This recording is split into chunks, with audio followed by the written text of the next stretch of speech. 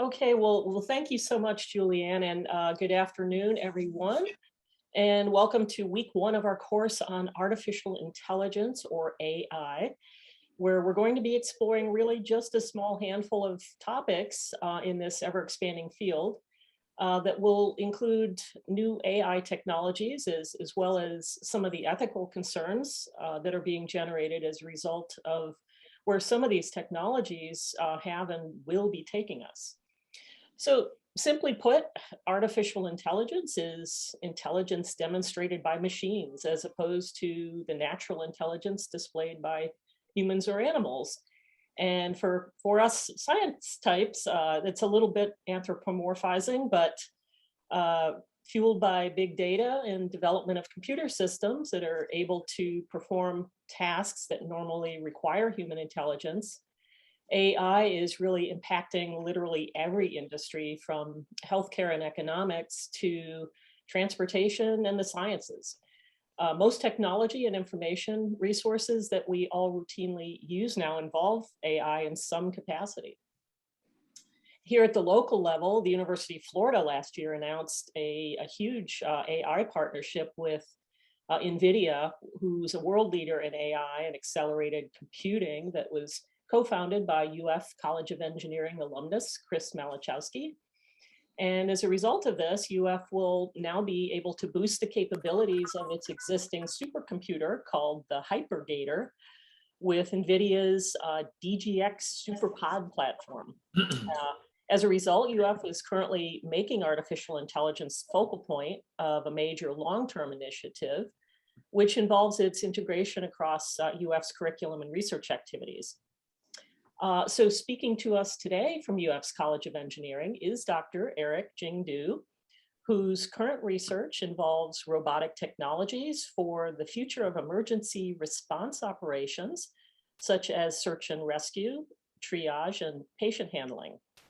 Dr. Du is currently an associate professor in the Department of Civil Engineering and the Department of Industrial and System Engineering. And he received his BS and MS degrees in system engineering and civil engineering from Tianjin University in China, and his Ph.D. in construction management from Michigan State University. Before joining UF in 2019, he was a faculty member at Texas A&M University and a senior production analyst at Zachary Industrial. His primary area of research is on the automation technologies in complex civil engineering works, and his ongoing projects involve the use of emerging information technologies in construction, such as virtual and augmented reality, as well as human-robot collaboration in complex construction operations. Dr. Du is also an assistant specialty editor of ASCE Journal of Construction Engineering and Management, and the member at large of ASCE Visualization, Information Modeling, and Simulation Committee. He's ready. He is the receiver of the 2015 Best Paper Award of the ASCE Journal of Construction Engineering and Management, and the 2014 Best Paper Award of the International Conference on Innovative Technologies in Construction. So with that, I'd like to welcome Dr. Du, who will be speaking to us today on his work in developing a robot dog that can help first responders see through walls. Welcome, Dr. Du. Thank you, Paula, and thank you so much for the very detailed introduction. It feels like my entire life. So good afternoon, everybody. My name is Eric, and I do robot science, and I'm very interested in understanding how all these technologies will reshape, the future work and the future workers. I changed the title a little bit, because I really want to start with this conversation, AI for human augmentation. And I also want to envision the future of construction, of course, including the search and rescue, the dog thing. So this is actually the agenda for today. Of course, I will go over the background, and I will introduce 4 cases, that my research team is working on at the University of Florida, that how we see the collaboration between humans and robots in the future. Yeah, let's talk about robots. And robot actually is one of the defining parameters of what we call Industry 4.0. Industry 4.0 is considered as the fourth industrial revolution. And in history, every industrial revolution improved our economy and also societal outcomes significantly. And now we are in the middle of Industry 4.0. And this is defined by automation technology, connected sensing networks, artificial intelligence, and robotic science. So we're actually at the tipping point of moving everything to automation. And for construction, this is my home department, my research area, civil engineering. We also see this significant increase of robots for construction applications. And this one shows from 2018 to 2025, we are observing significant increase of both the units of construction robots will be sold and also the revenue of that. And talking about that, I believe we have seen a similar trend in other industry, for example, manufacturing industry. This is an old picture taken in 1939 at one of the Ford motor factories. And as you can see, about 90 years ago, manufacturing industry, especially this car manufacturing industry, was considered as a heavy manual industry. And this was a recent picture taken at the Tesla factory, 2014. And the difference between this picture and this picture is very obvious, right? So we start to use a lot of robots.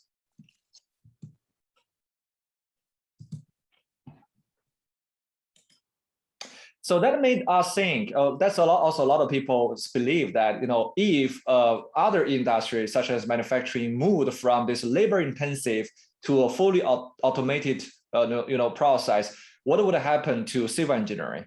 Nowadays, the civil engineering construction industry is still heavily, based on a heavy manual process. And maybe we will observe a similar trend in the future that everything will be replaced with robots. Everything will be automated with AI, artificial intelligence. Now, let's double think about that. If I go back to this picture, and if I highlight some details, what did you see? You see both, humans and robots are still presenting in the same place. In fact, even Elon Musk, for those who are not familiar, Elon Musk is probably one of the most famous tech giants now, and he produced autonomous vehicles, Tesla cars, and also as well as the SpaceX. And this is a short interview that Elon did just a couple of years ago, talking about the use of robots. So let me find it. I think it's right here. And just if you just listen carefully, this is a conversation between Elon and a reporter. This is widely regarded as one of the most robotics-driven auto assembly lines on the planet. Elon, part of the thing I heard about the Model 3 is that there's too many robots. That maybe you think so too? That maybe you need more people in here working. We do. In some cases, the robots actually slow the production. Sure, yes, that is. We had this crazy complex network of conveyor belts, and it was not working. So we got rid of that whole thing. This is cool, Elon. Yeah. Realize.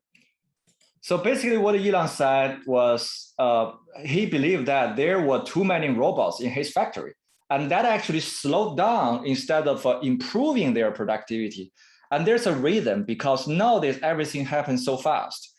We have something called on-demand production that the designs, the requirements can change every month. And if you are programming these robots to do one task, moving them from one task to another, moving them from one location to another can be extremely difficult because they are not as smart as we thought. But meanwhile, humans are really good at dealing with the uncertainties, and we can commit mistakes. And that's probably why we are so unique, we are so special, because we make mistakes and we learn from the mistakes. And that's why we can deal with the uncertainties. So even Elon was thinking about, we need to rethink the relationship between us and automation technologies such as AI and robots.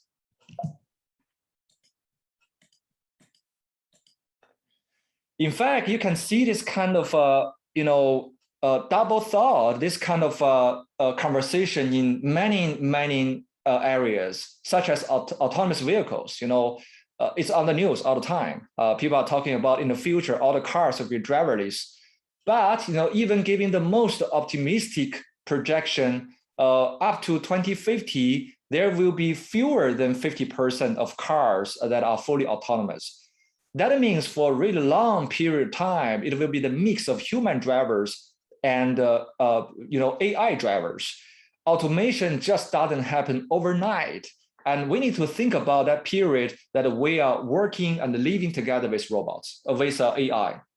In fact, this is a very interesting report by McKinsey. McKinsey is actually one of the top 3 consulting companies in the world.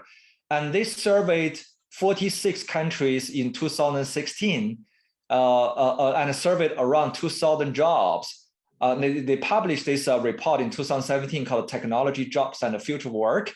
And they discovered that lower than 5% jobs can be fully automated, which means even given all the advances in AI, in robotic science, 95% of the future works, future jobs will still be relying heavily on human being because we still process something that the robots and AI don't have. Then the grand challenge to the future industry is actually human technology interaction, how we can live and how we can work with all the new technologies. National Science Foundation, which is the think tank of the United States, they actually published another report called NSF 10 Big Ideas in 2018 as well.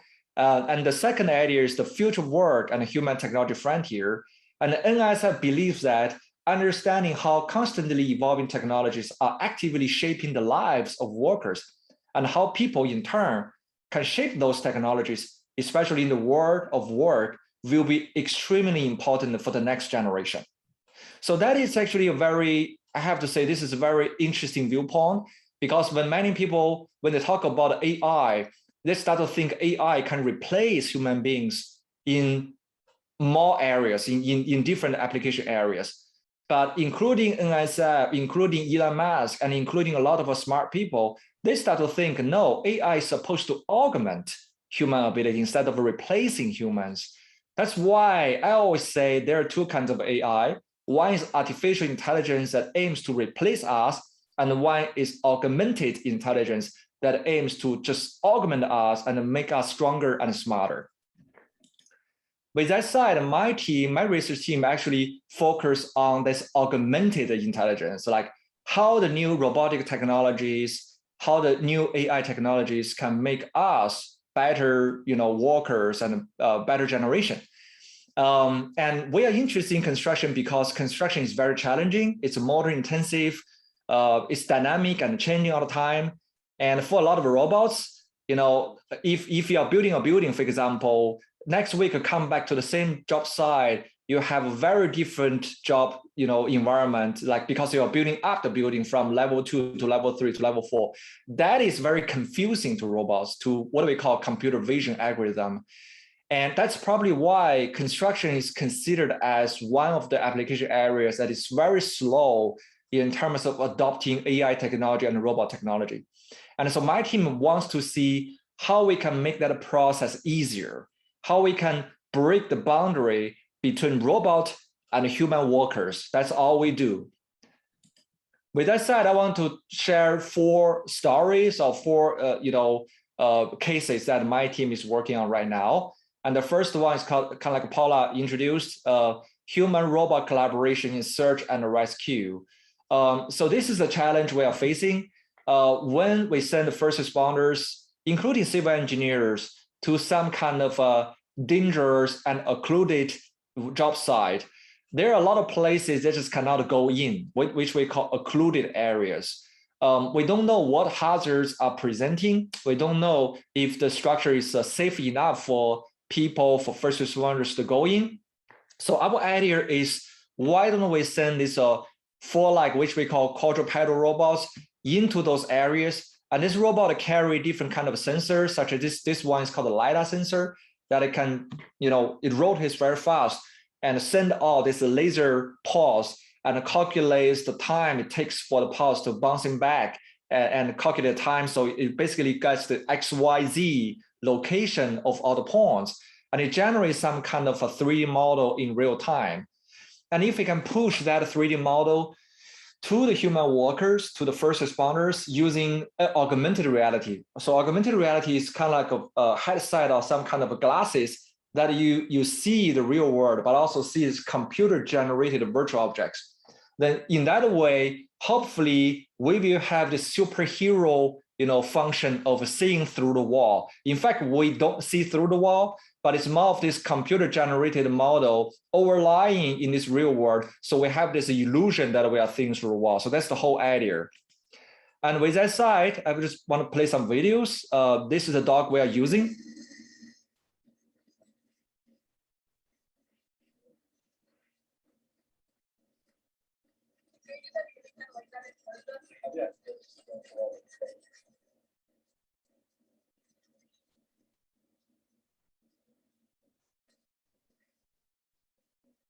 And for this kind of pet, they're still very interesting. Do not to feed them, you just need to track them.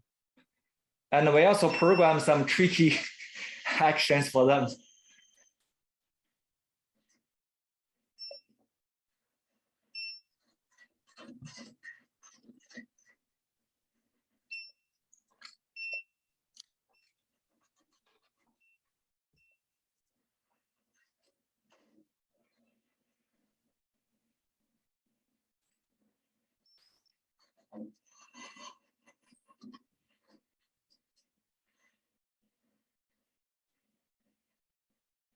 Yeah, they are really good.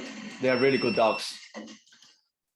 And so this demo shows that we let this dog carry this LiDAR sensor, and the dog goes into this room and scan the room, build a 3D model, and we push that 3D model to this augmented reality goggle, and the person can see what the robot dog is seeing. And this one is the first person view with that AR goggle.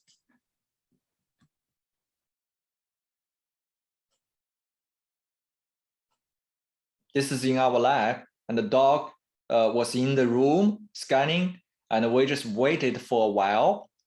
Now you can see these are solid walls. You can definitely not, you cannot see through them. But then the dog notified us that it's ready to push the information to us.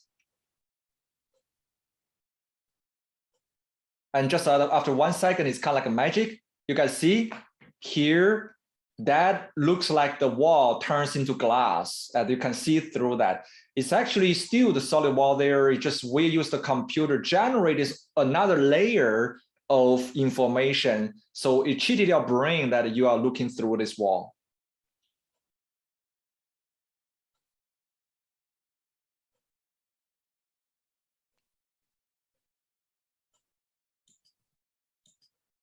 Yeah, so this is once again the data processing workflow. I probably wouldn't go into the details, but in general, it involves a lot of sensors and a lot of machine learning algorithms that it needs the sensor to correct the pose, since the robot is moving all the time.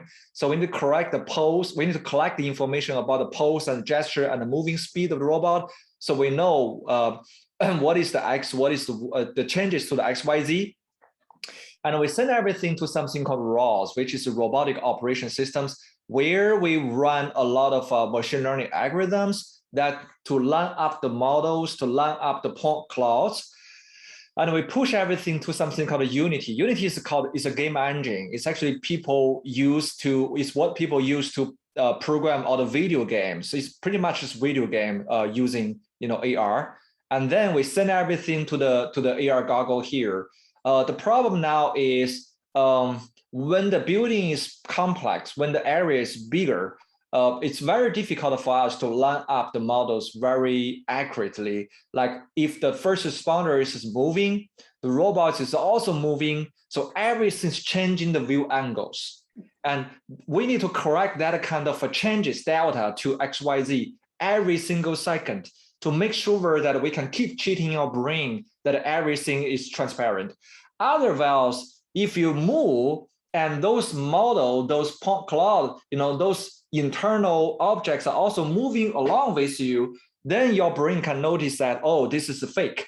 I still don't see through the wall. So that is something that we are working on right now. That will involve newer methods in machine learning and also better telecommunication methods such as 5G network. So I also want to share some story that my team is working on with robots. And this one is for industrial manipulation, such as, using the robotic arm to turn on, turn off the valves. And there's a reason, there are some activities such as the turnaround maintenance, the entire facility, such as this power plant, is still on, that we cannot turn off that. When it's still on, we send workers in to do some quick maintenance task. It's very dangerous and it's very stressful. Usually these kind of jobs are done in the 24/7 manner. So this is a perfect example that we should use robots. But at this point in time, we don't have really good solution for tele-remote robot to do that. So with that said, my team developed this VR, virtual reality-based robot remote control method. As you can see, the person wears this VR goggle and also wears some kind of motion trackers in the hand and also some haptic device. Then it controls a remote robot, to perform some dangerous task. And what the robot feels will be transferred through this haptic controller to the human being and also the glove to the human being. And what the robot sees will also be sent back to the VR goggle. So you feel you are a piece of this robot. So it's basically integrated feeling. And this is a quick demo of that. This is my student, Judy. And she was using this, this is the calibration phase. So she was using this handheld controller to move this robot arm. And this is a remote robot arm controlled by her. Everything was connected with Wi-Fi internet, although they were located in the same room, but they were wirelessly connected.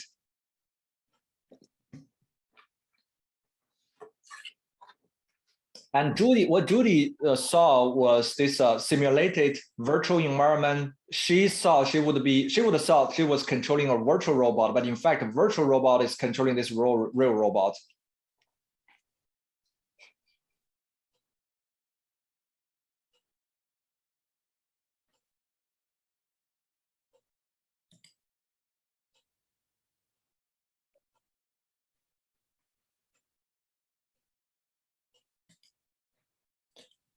We also added this, force feedback device. Why? Because when you are moving this freehand hand controller, you cannot feel the resistance, you cannot feel the torque, you cannot feel the force that the robot is feeling. And we believe that is very important because if you are using this robotic arm to fix your car, to maintain this kind of valves, you don't want it to be too hard to damage that facility. So we need to be able to feel what the robot feels.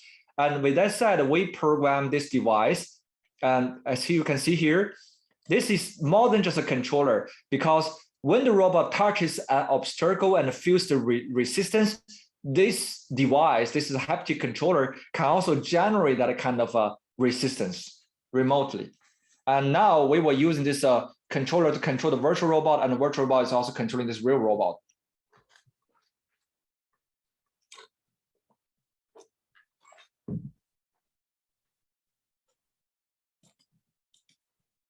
So we want to understand how that will improve this kind of a turnaround maintenance task. So we performed a virtual reality-based human subject experiment. And in this experiment, the person needs to move this remote robot, in this workspace and turn on, turn off the valves in the right sequence.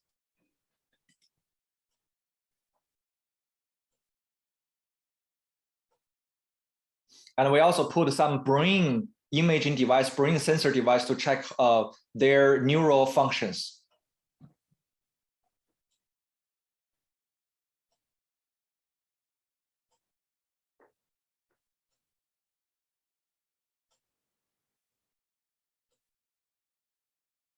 Each represent a different valve that you're considering.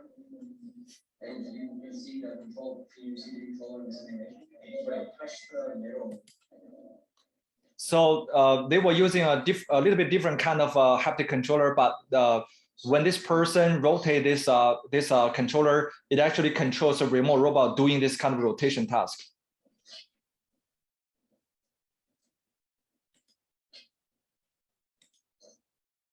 Like this. And also, of course, this person can see what's going on in the remote space from this VR goggle.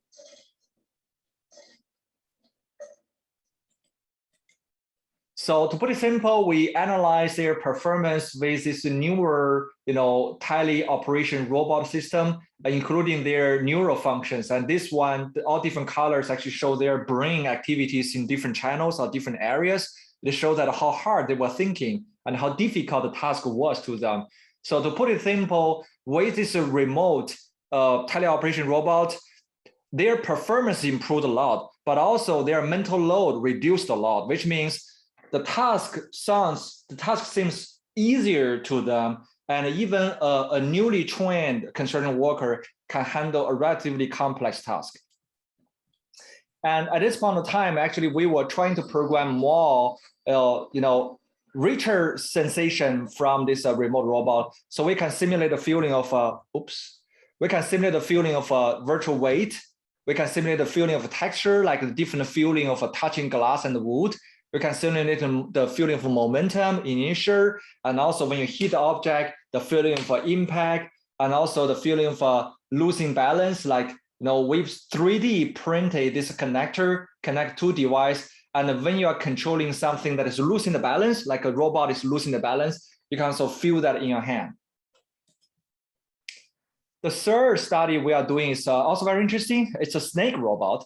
Like nowadays in search and rescue and also in civil engineering, people are using this kind of a snake robot going into confined areas, like included areas inside the pipeline, and it sends back the imagery and the video, and so we know what's going on. This is very popular nowadays for inspection study. But the problem is, it's very difficult to control that, because in these dangerous areas, there's usually environmental problems such as lower visibility and feature sparsity, which means everything looks the same. That can easily confuse machine learning.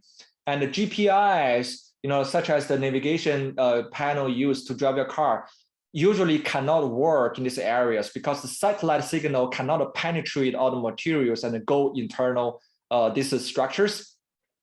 And also nowadays, we heavily rely on this camera mounted on top of the snake robot.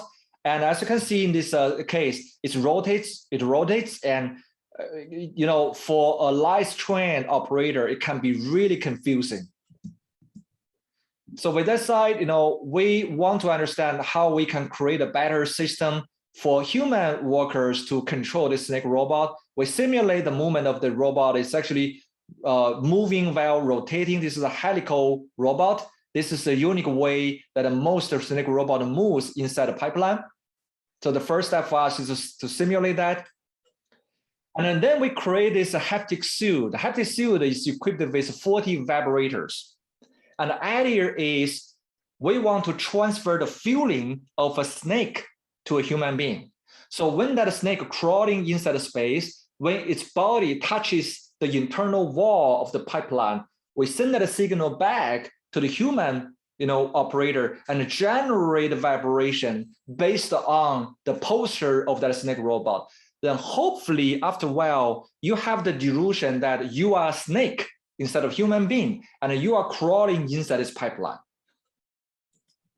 And this is the demo of that system. You hear that kind of a background noise. This is actually because the vibrators were vibrating on his body.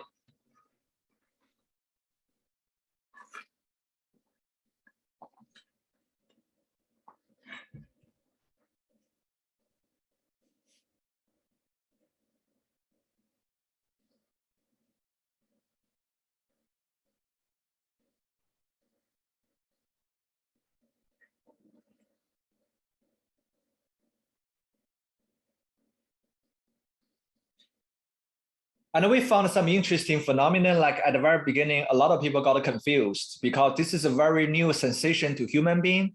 So for the first couple of minutes, some people got to panic a little bit. They didn't know what's going on. but after a while, our brains can adapt to this kind of a new sensation very fast. And almost every single body start to handle this vibration sensation on the body very well. And they start to imagine their orientation, such like upside down or vertical or horizontal, those kind of orientation, only relying on the haptics. So we are gaining the ability of a snake. So this is also a quick performance evaluation based our system. It basically shows that this is haptic, this is our system, this is the existing method. It shows that the average time, that they need to make the right turning decision was significantly reduced, and the accuracy improved a lot. And this is something called sickness. Like we found for a lot of operators of a snake robot, people can easily get that kind of nauseous or sick feeling because the view is rotating a lot. So the higher bar shows a bigger feeling of a sickness, stronger feeling of sickness. And it turns out that our system reduced that sickness feeling as well. And this is our ongoing work. We also try to, picture, analyze the cognitive load efforts in terms of this task. And here I can see this is actually the 3D structure of the pipeline where the snake robot is crawling in. And this lighter color, this kind of yellowish color shows a higher cognitive load, and the green color shows a lower cognitive load. And this is the control method, control group. It is actually the current existing methods for controlling a snake robot. And as you can see, we see more, yellowish color in this process. But for our method, this haptic suit controlling method, you see most of the places we see this kind of a lower cognitive load. Only at the turning point, people tend to think a little bit. And this one also showed there what we call the eye tracking. Like we want to see that how they are rotating their eyeballs and try to split their attention. And as you can see, this is a control group. And it turned out that people need to look at this first person view, the 3D model, isometric drawing 2D model, and the 3D model. They need to switch their focus frequently, try to understand what's going on, where am I, and where I am, and also my orientation. But for our haptic method, as you can see, people tend to spend, and this is a better view of that. For haptics, people tend to, split their attention less frequently. They could focus on single source information to orient themselves. But for control group, you can see people were very busy of, turning around their head and trying to check different kind of information, which indicate that the person could be more nervous. The last case I want to share is also some ongoing project. It's about the tower crane. So tower crane is actually very popular nowadays for all the construction works, high-rise building, for the heavy rigging projects. There are two major issues. One is called the blunt lift issue. Like this is the first person view from the operator, that there are certain areas that this person cannot see. That's called a blunt lift. And also, sometimes if the object is too heavy and if the environment is windy, that you can easily lose the balance of this, a lifting device. There's no way for us to visualize that or to allow this person to feel that. So that's all the problems we're facing, and actually created a lot of accidents just recently. So this is how this lifting device or tower crane look like. This is a hood, this is a payload. And the problem, like I mentioned, that when it loses the balance of the weight, there's no way for the operator to see that. So with that said, we developed this this device. We 3D printed this axle to connect two haptic controller, and we also simulate how this tower crane could lose balance of lifting a heavy object, and we transfer this feeling to this device. So I hope you guys can feel that. Maybe you can just imagine that now, that when you hold this device, you feel that kind of like a virtual thing rolling on your hand. It's going, around. And then we are really good at, human beings are really good at maintaining that kind of balance. It's kind of like when you're holding a coffee cup, it's very easy for you to maintain that balance. So we are leveraging that natural born ability of human beings to better control the loss of balance situation in heavy lifting. And also we are using this VR and AR goggle to augment the view of, it's kind of like the things through wall, effects. Like for the future tower crane operator, they can see through, all the obstacles and they can see what's going on. So we turn the deck, we can turn the floor on all the walls into a transparent glass wall virtually, and then the operator can basically see through them and also augment their ability. So this is in general, that's all the 4 studies, and this is actually like a more technical map of my team is working on. We are trying to use the newer neural functional analysis and also body sensing technology to sense that the way we are giving all the new robotic technologies to human workers, what happens to them. And we are creating a lot of new devices that can transfer the feeling of robots to a human being, and which we call sensory transfer technology. And also we are programming and reprogramming a lot of robotic technologies, and to make sure that humans and robots can really team up in the future. So with that said, that is pretty much my presentation today. Now I guess I'm just opening to all the questions you have. Well, thank you so much, Dr. Du. That was fascinating. I do have a few hands up, so like to Eli Glazer, would you like to start? Can you hear me? Yeah. Yes. I'd like to defer to Ken Burns because he's more senior than I am. Okay. Ken? Well, I'm not sure of the accuracy of that statement, but anyway, one thing that occurred to me in your talk about construction is that I know a few years ago in Manhattan, there was a move afoot to build skyscrapers essentially using prefabricated units. And I just wonder how that fits in to the notion of applying AI to construction. That is a great question. Actually, prefabrication requires very precise operations. Like we need a really good computer model to drive how those factory machines to move to build the prefabricated components.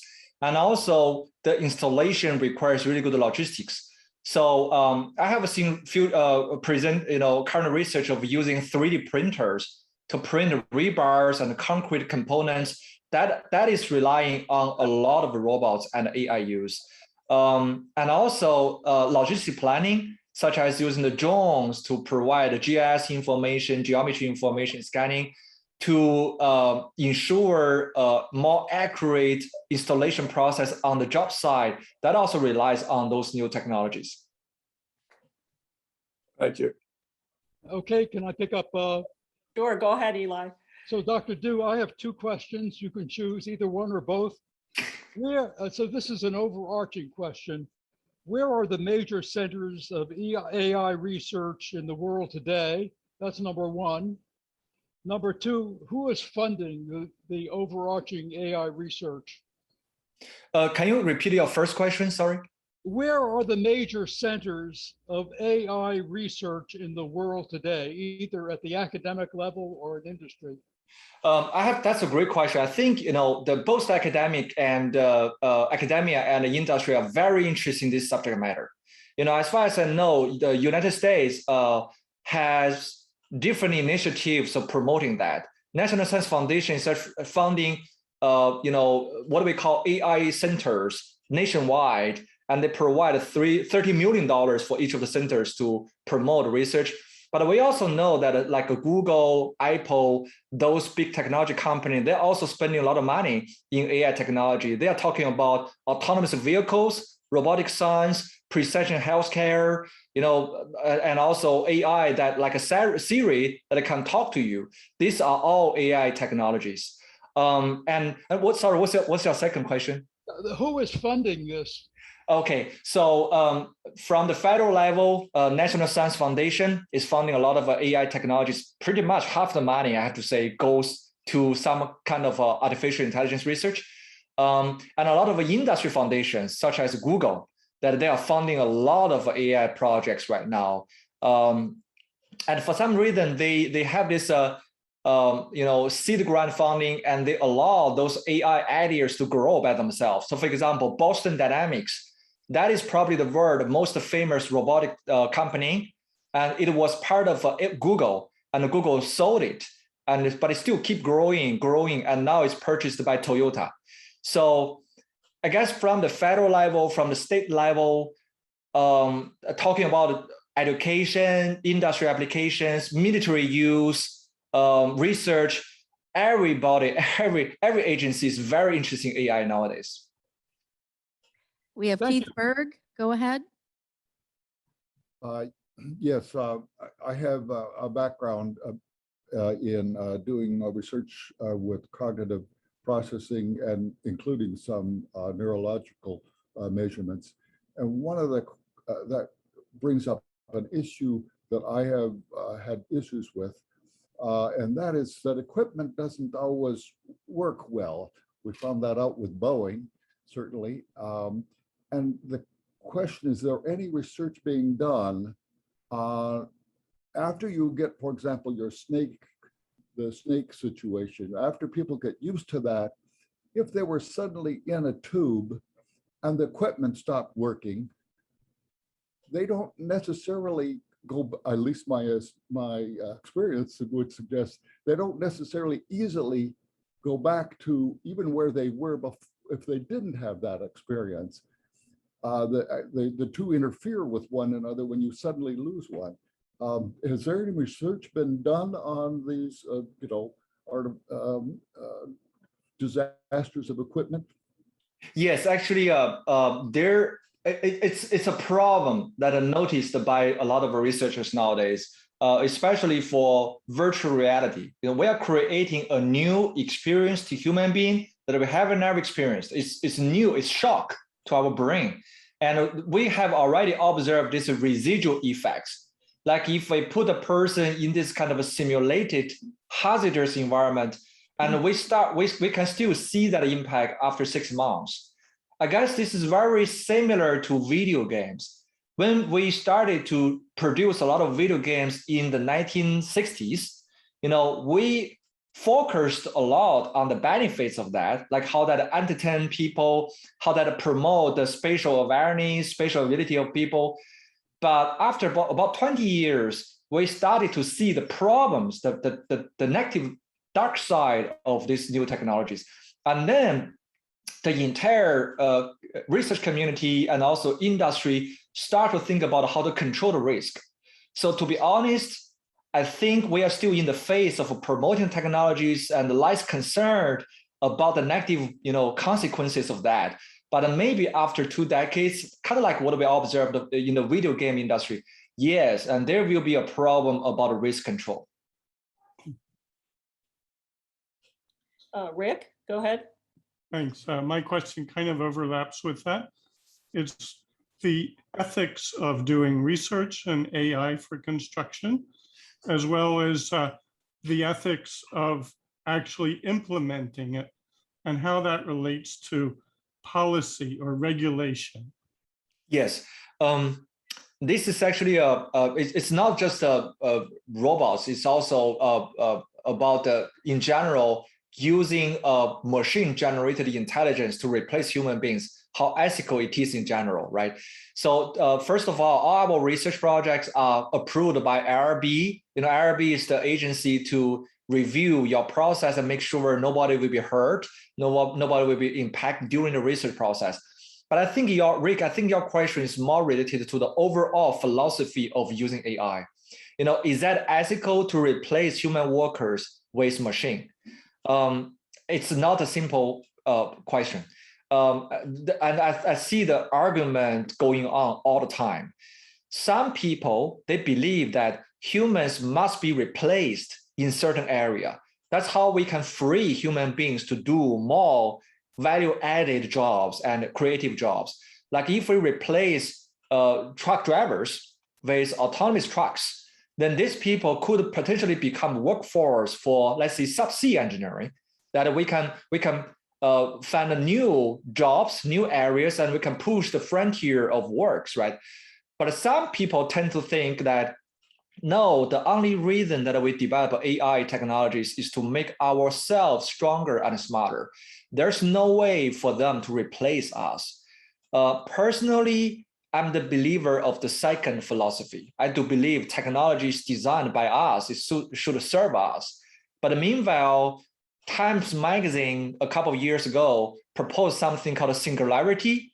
It shows that in 2055 is the tipping point that AI will take over human beings. I don't know how they made that prediction, but another thing I can tell you is in 2017, AI outperformed human beings in image recognition. Like if you show a picture of some fuzzy objects, it's either dog or elephant or cat, AI outperformed us in 2017. So if it's coming, it's coming. That's probably my answer. Okay, I've got one or two questions. Let me see if anyone else has a hand up. Okay, I think just me. So when you were showing us the rendering of the essentially looking through the wall, so there's obviously clarity issues there. So what do you find as your impediments right now to clarity of the renderings? And then my second question was, do you have any certain proximity that you need between like the haptic device, the virtual robot to the actual robot? I mean, what are your limitations there? So thank you. So for the first seeing through wall project, yes, the clarity is a problem because we are processing the data almost in real time. And we don't have enough time to make everything with a clear boundary, with clear texture. But with something called online computing, which means you streaming in data, process it, and stream out the result almost in real time. With that development, yes, it's possible. Maybe in 5 years, maybe in 7 years, maybe in 10 years, we can make that kind of experience really natural and realistic. But I have to say, then we are facing the same problem. That what if that person goes or runs directly into that wall? Because the person believes there's no wall. So then there's some risk control issues that will come along with. For the second, the distance is unlimited. Actually, we just received a new project from National Science Foundation. It's a $2 million research project that we are using VR to control remote underground robot in Hawaii to do some underwater inspection. So everything's connected with internet. So we have that docking station floating in water, and that is connected to some kind of underwater robot called ROV, remote operation vehicle. And that signal will be sent to some ships. The ship will talk to the satellite. The satellite will transfer information to internet, and then everything's easy. Now we just hook up our VR goggle in your bedroom. You hook up a VR goggle, and then you can control this remote robot doing some underwater, I don't know, maybe for fun or maybe for some quick money. And we're also developing that haptic suit to transfer the feeling of water flow on a body. So when the water flow pushes the underwater robot, you feel that same feeling on your body. So we are trying to lower that boundary, that barrier significantly, because we care about the career longevity and the career equity a lot. So we hopefully everybody in the future, let's talking about the future workers, everybody in their bedroom, put the VR goggle on and wear the suit, they can control, a robot thousands of miles away to do some crazy things. So that's our ultimate goal. Mm-hmm. And do you have currently, I imagine you have some sort of delay between the person with the, and so you're saying at some point we're gonna be to the point where there will be instantaneous sort of control. Okay. Exactly, Paula. And you basically you are to the point. You are touching all our research challenges right now. We have actually, meanwhile, we have a NASA project, and delay is a significant thing for NASA robots. Even they have this International Space Station, even though it's not far away from us, but the telecommunication, we don't have the cellular network to communicate. They are relying on this chain of satellites to send the signal between the ground and the boat. So the delay is significant. So we are trying to understand how we can better use simulation. We're not talking about removing the delay, but how we can mitigate the impacts of delay on human function. So that's actually ongoing projects.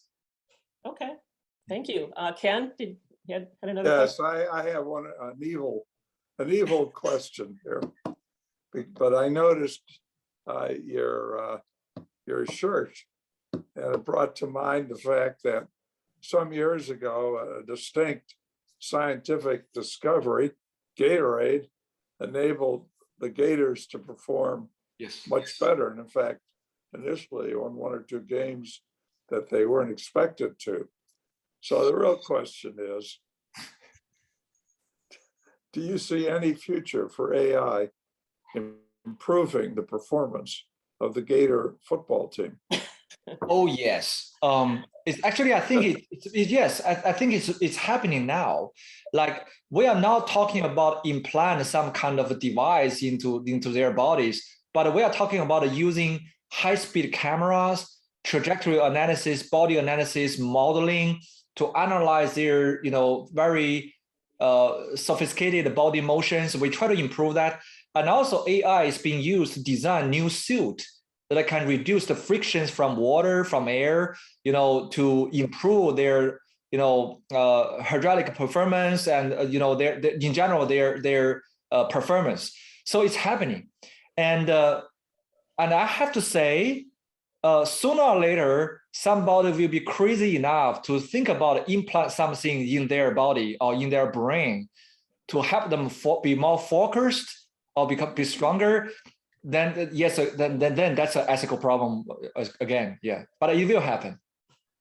Yeah, I noticed that in baseball, that in some leagues, and they're thinking about this for the major leagues, they're thinking very much of replacing the umpire that calls balls and strikes with an electronic analysis of whether the pitch really was a strike. Yes, and I think it's our understanding and our value is also evolving all the time. Like for certain kind of design of shoes, it was considered as not fair, but it's fair today. Who knows? Maybe in the future, we start to see AI and maybe some augmented technologies being directly used in athletes. I don't know. Thank you. Okay, and I'm going to reserve the last question for myself since I see no more hands up and quickly. So one of the pictures you showed early on was of a collapsed building, and that may have been the recent South Florida. So, and your robots, I mean, what you were showing us was really amazing. So it seems like they're ready to go into some places like this. So I was curious if we're using some robots now in these types of situations that may have less technological capabilities than what we're hoping for in the future. But what do we have in use now? So I have to say, for a lot of technology researchers, we are facing the same problem. Like every time when you try to move your technology from your laboratory to the real job site, it stopped working. Like you start to have, that's what we hear people always say, oh, tech issues, right? Technology issues. I guess the problem is it's modern technology. It also needs training, needs process. It needs a infrastructure that come with technology. For example, the telecommunication network, the enough, battery support, everything must come together to support the most practical use of any technology.